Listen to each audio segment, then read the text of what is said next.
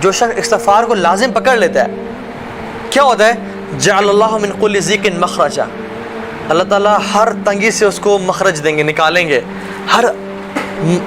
ہر مصیبت سے نکالیں گے.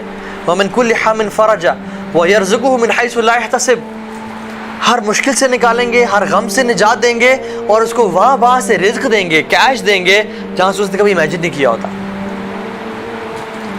فرمایا طوبی لمن وجد فی صحیفۃ استغفار کثیرا، glad tidings to the one who found استغفار in his book with abundance.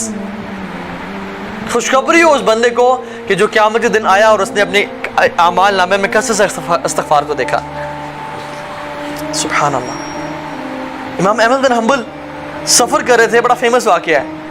سفر کر رہے تھے، رات لیٹ ہو گئی، مسجد میں اجازت ہے کہ میں رات یہاں رہ لوں، تو انہوں نے کہا نہیں آپ یہاں رات نہیں رہ سکتے.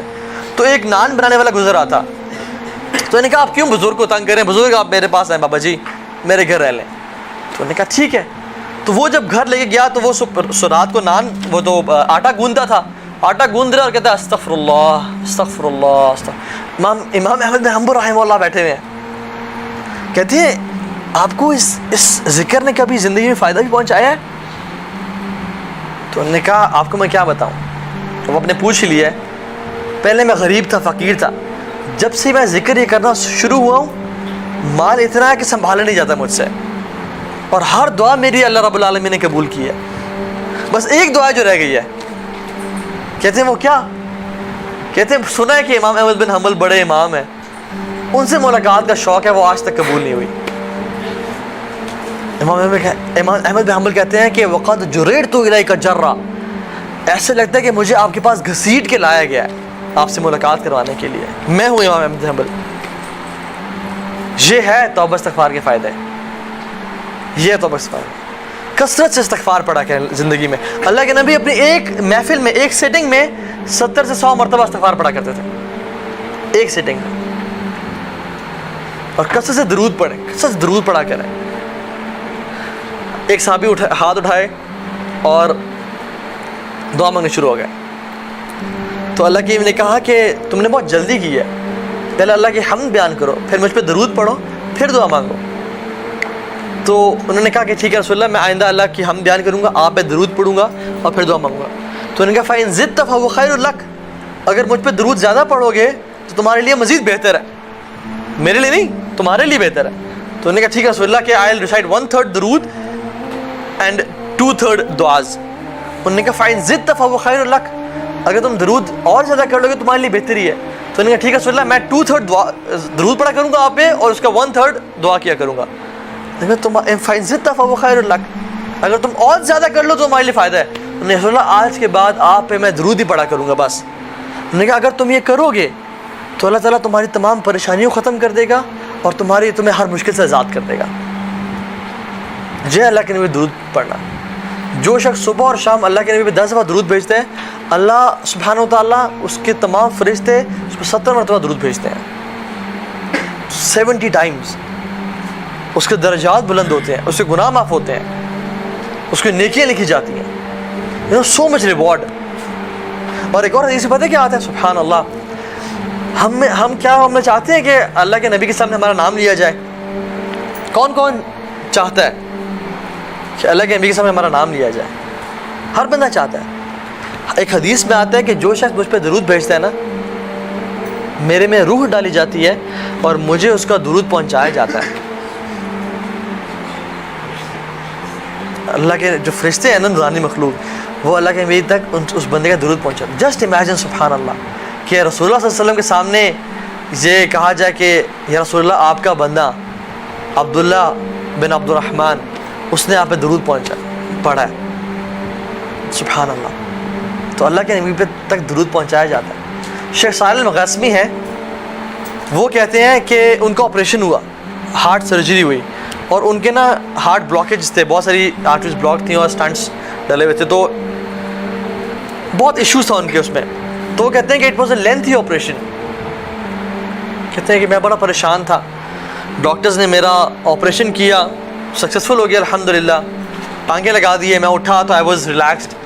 لیکن کچھ دیر بعد ڈاکٹرز دوبارہ آنے شروع ہو گئے اور جو 7 مشینس تھیں, ان میں نا پی پی پی کچھ ہونے شروع ہو گیا.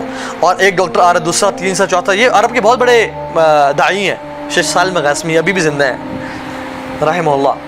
تو ڈاکٹرز آئے اور وہ کہتے ہیں میں اب تو بہت پریشان ہو گیا کہ اب کیا ہو رہا ہے. تو انہوں نے ان کی شکل پہ نا پریشانی دیکھی, میں مزید پریشان ہو گیا. تو انہوں نے کہا کہ آپ کے جو بلاکیج تھے نا وہ سم تھنگ ہیپن کہ بہت زیادہ نا بلاک ہو گیا, and we have to reoperate you again, تو ہمیں دوبارہ کھول کے سرجری کرنی پڑے گی. تو کہتے ہیں کہ پہلی سرجری میں تو I was a but relax, لیکن اس دفعہ میں بہت پریشان ہو گیا. تو وہ لوگ جب گئے اپنے اکوپمنٹس لینے کے لیے اور اپنے چیزیں لینے کے لیے, تو کہتے ہیں آئی واز ریئلی ورڈ. کہتے ہیں کہ میرے ساتھ ایک نا آئی تھنک لیبنانی نرس کھڑی ہوئی تھی. وہ مجھے کہتی ہے کہ یا صالح صلی علی محمد, اے صالح اللہ کے نبی پہ درود پڑھو. اور کہتے ہیں کہ میں اللہ کے نبی پہ درود پڑھنا شروع ہو گیا اس یقین کے ساتھ کہ اللہ کے نبی نے فرمایا کہ اگر تم مجھ پہ درود پڑھو گے تمہاری ساری پریشانیاں ختم ہو جائیں گی اور تمہاری ساری مشکلات کا حل نکل آئے گا. تو کہتے ہیں میں درود پڑھنا شروع ہو گیا, حتیٰ کہ جب ڈاکٹرز آئے اور دوبارہ انہوں نے مجھے کچھ چیزیں اٹیچ کی تو دے ور کنفیوزڈ اینڈ سرپرائزڈ. اور جب میں نے پوچھا کہ یہ کیا ہوا ہے, کہتے ہیں کہ جو رپورٹس ابھی آ رہی تھی کہ بلڈ دوبارہ جو ہے نا بلاکیجز آ گئی ہیں, they are all removed, they are all gone. اور کہتے ہیں کہ مجھے اس دن اللہ کے نبی پہ درود پڑھنے کی فضیلت سمجھ میں آئی کہ کتنا افضل ہے یہ ذکر اللہ کے نبی پہ درود پڑھنا. سبحان اللہ. تو اپنی زندگی کو نا کثرت سے, جب بھی فری ٹائم ہے نا, درود کثرت سے پڑھا کریں, استغفار کثرت سے پڑھا کریں. دن میں 100 دفعہ سبحان اللہ و بحمدہ پڑھا کریں. اللہ تعالیٰ تمام کے تمام گناہ معاف کر دیتے ہیں جو شخص دن میں 100 دفعہ سبحان اللہ و بحمدہ پڑھ لیتا ہے.